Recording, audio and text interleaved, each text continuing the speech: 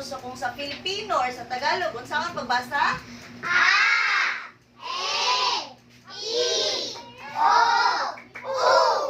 Very good. So kung sa English, unsa ang pagbasa ba sa English? A.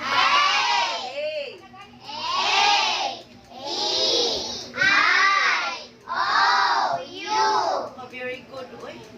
Okay. So, Cher, unsaon man na pag-answer, Cher? So, wala na pag-answer. Ang number 1 ug number 2, magsuwat mo og word.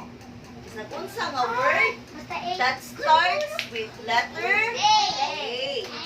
Number 3 ug 4, so magsuwat sad mo word that starts with letter E. Ang number 5 ug 6, kay magsuwat mo og letter nga mag-starts og letter I. 7 ug 8, magsuwat mo word nga magsugod sa letter O. Ang 9 ug 10, kay magsuwat mo word nga starts with letter U. Sure. Tagalog, sure? No. English. So, dapat A, E, I, O, U. Answer. Oh, suwata lang po na. Pwede lang po. Suwaton sa nang ninyo dahil yung answer sa ubos. Or, di ba, yung anino. So, dili, suwat dili. A. Oh, A. Ari po ang answer pa.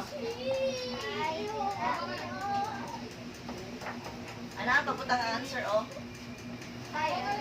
Nado, ha? Masad. Ha? Dua ka answer. Word lagi nga start ano? Oh, wrong spelling, wrong. Of course.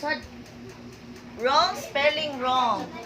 Yeah, it should start in a big letter.